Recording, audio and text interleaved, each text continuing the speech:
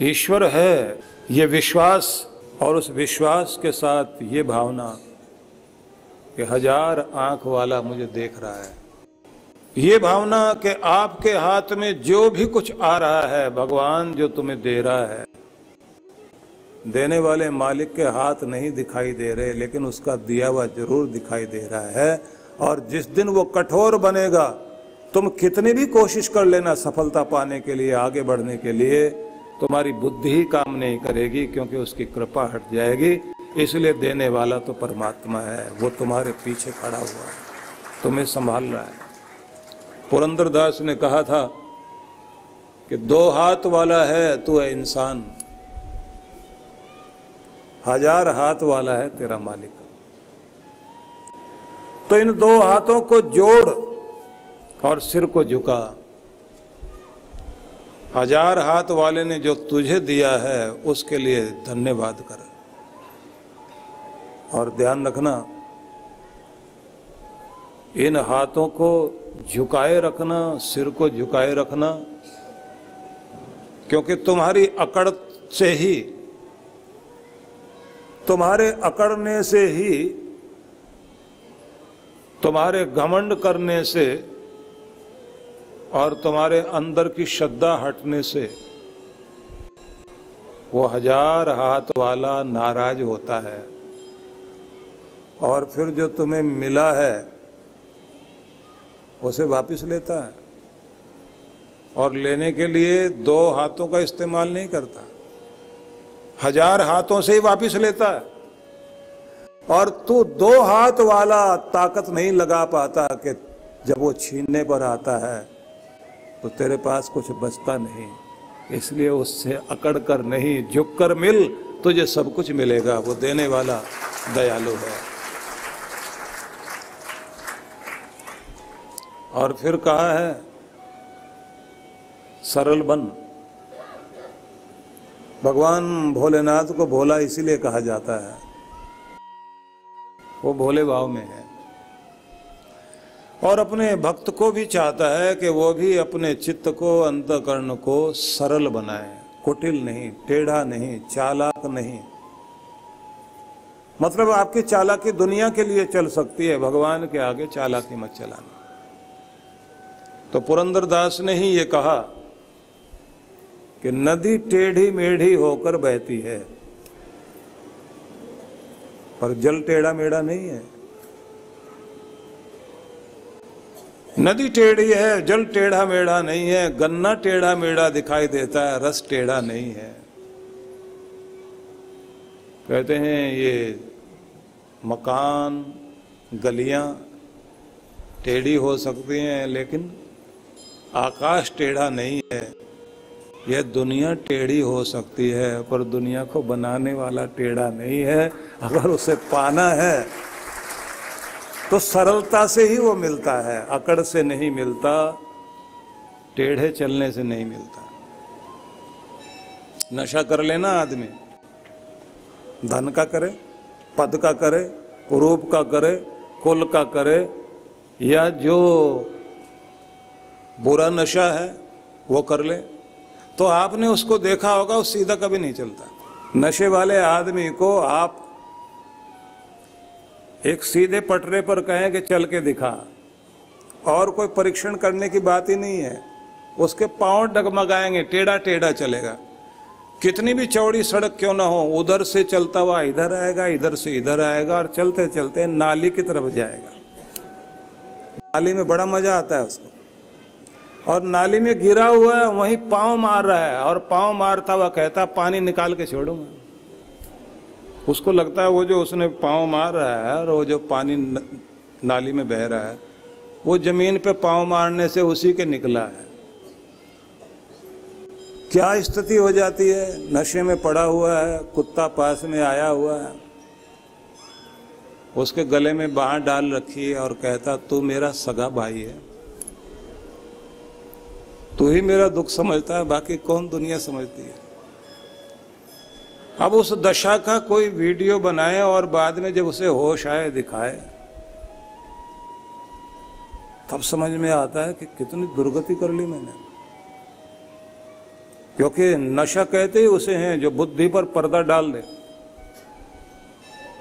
व्यक्ति सीधा नहीं चल सकता, लेकिन जिन लोगों की आंखों में या बुद्धि पर नशा घमंड का है, सत्ता का है, संपत्ति का है, किसी संगठन का है, किसी शक्ति का है, किसी सुविधा का है, किसी भी प्रकार का नशा हो सकता है, वो भी सीधा नहीं चलता, वो भी टेढ़ा ही चलेगा, टेढ़े कर्म करेगा। और ये बात ध्यान रख लेना कि इसीलिए कहते हैं कि भगवान को ये अकड़ बर्दाश्त नहीं है। इसलिए नहीं कि वो हमें झुकाना चाहता है, इसलिए क्योंकि वो हमें सरल बनाना चाहता है। सरलता में ही हमारी और आनंद आकर बहता है।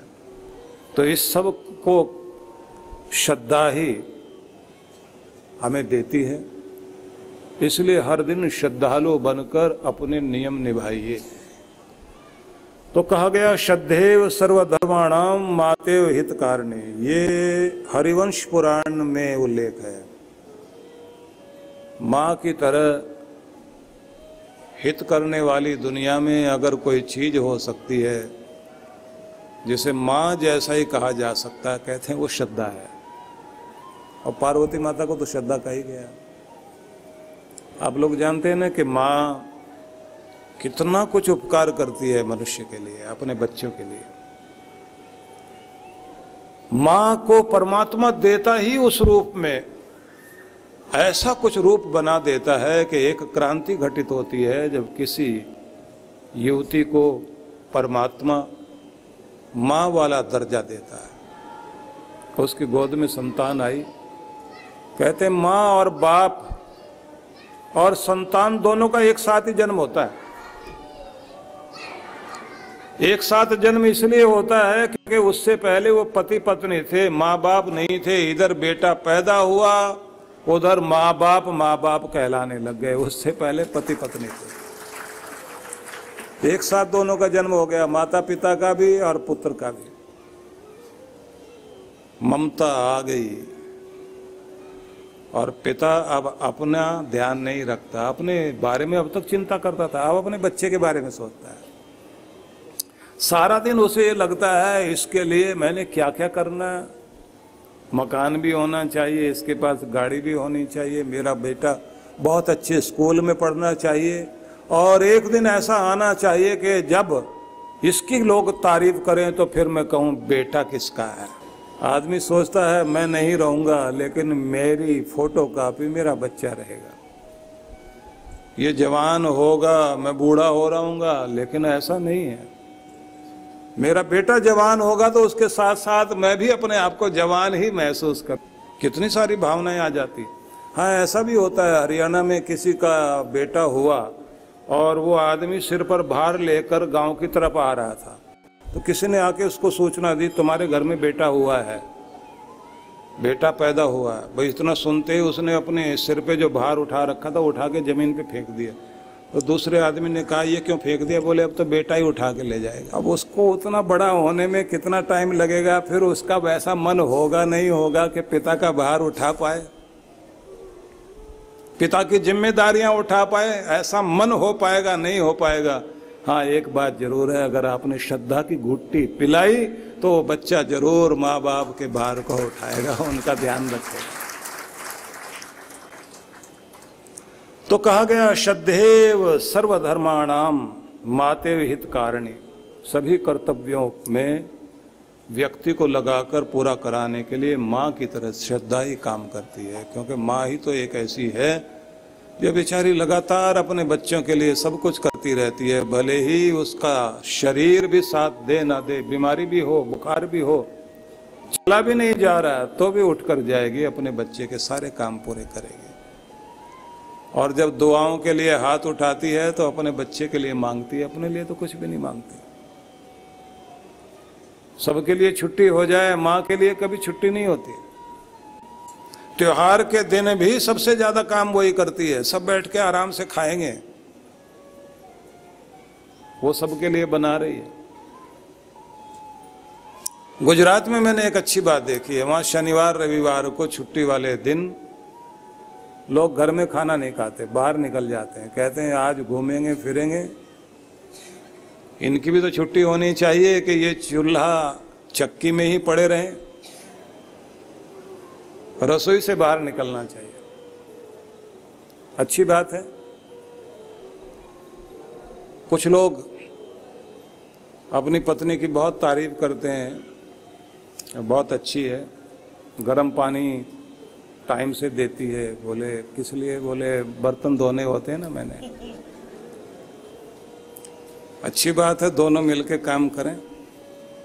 लेकिन मेरी एक सबसे प्रार्थना है, आप सबके लिए थैंक्स करते हो, लेकिन जो आपके लिए रात दिन एक पांव पर खड़े होकर काम कर रही है,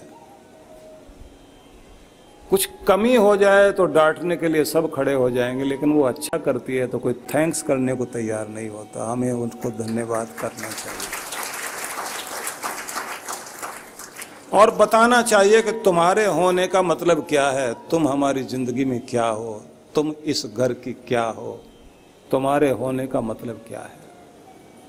और अपने बुजुर्गों को भी महसूस कराओ कि तुम बैठे हो तो हमारे ऊपर बहुत बड़ी कृपा छाया है। ये नहीं लगना चाहिए कि घर के बुजुर्गों को महसूस हो कि अब इस घर को मेरी जरूरत नहीं है, गैर हो गए हूं अपने घर में। कितने घरों में ये भी देखने में आया है कि घर का मालिक, जिसने उस घर की एक एक ईंट को अपने खून पसीने से जोड़ा था, उसने तो लाड प्यार में आकर बच्चों को अपनी जगह भी सारी दे दी, लेकिन बच्चे उसको एक कोने में धकेलते धकेलते धकेलते। पिताजी आपको तो ज्यादा कोई बड़ा कमरा नहीं चाहिए, बाहर वाला ले लीजिए जो गैराज थी, उसी को कमरा बना देते हैं, वहां बैठ जाइए, क्योंकि आप रात में खांसते रहते हैं और उससे फिर हमारी नींद खुल जाती है। हमको तो सुबह काम पर जाना होता है, बच्चों को स्कूल जाना होता है। जो बच्चे के बीमार होते समय रात भर सोता नहीं था, माँ भी अपनी गोदी में लेकर बच्चे को टहलाती रहती थी, टहलते टहलते सुलाती थी।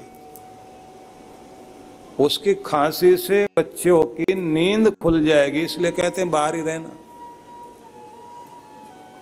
एक बहुत बड़ी विडंबना वाली स्थिति इस देश में देखने को मिल रही है, क्योंकि हमारी श्रद्धा में कमी आई है। इसलिए श्रद्धा की गुट्टी जो बचपन में अपने बच्चों को पिला देगा, ये बात ध्यान रखना, उसके बच्चे उसका ध्यान आखिर तक जरूर करेंगे।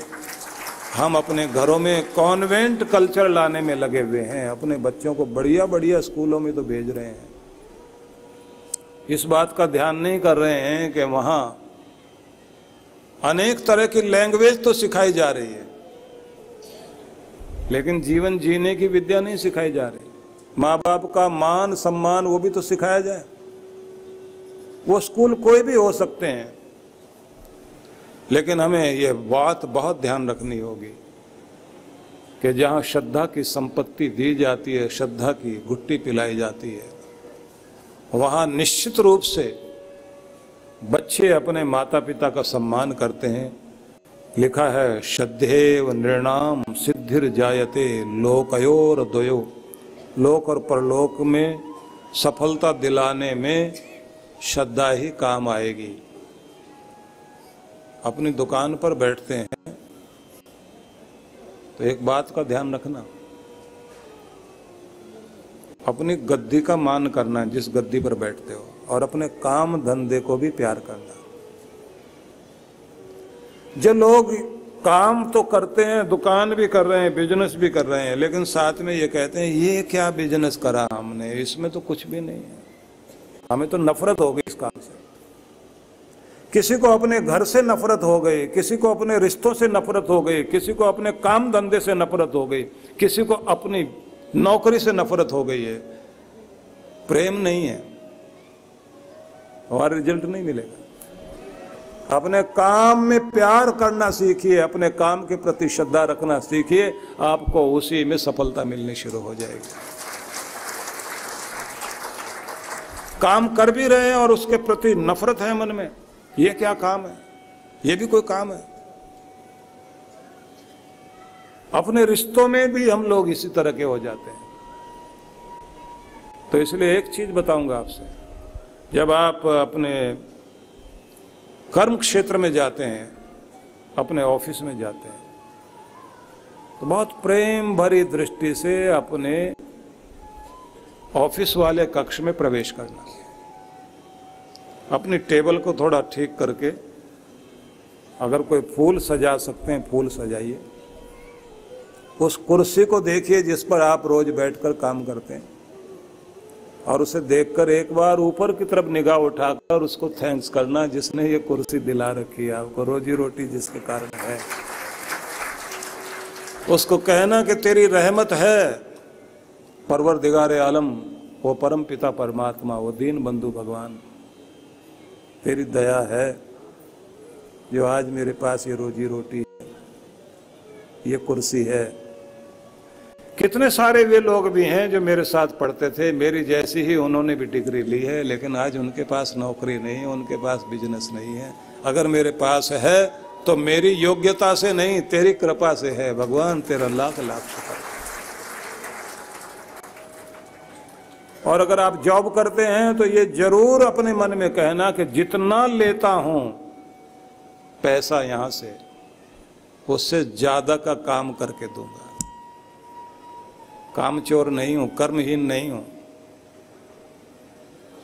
अगर हम अपने लेने से ज्यादा करके दिखाएं तो ये बात ध्यान रख लेना, योग्य लोग, लायक लोग, सही लोगों की कद्र हर जगह होती है। अगर आदमी ऐसा है जितना लेता है उससे ज्यादा लौटाता है, तो ऐसे आदमी के पीछे मालिक दौड़ता घूमता है और वो कहता भैया तू नौकरी मत छोड़ देना, तेरे बिना तो काम चलेगा ही नहीं।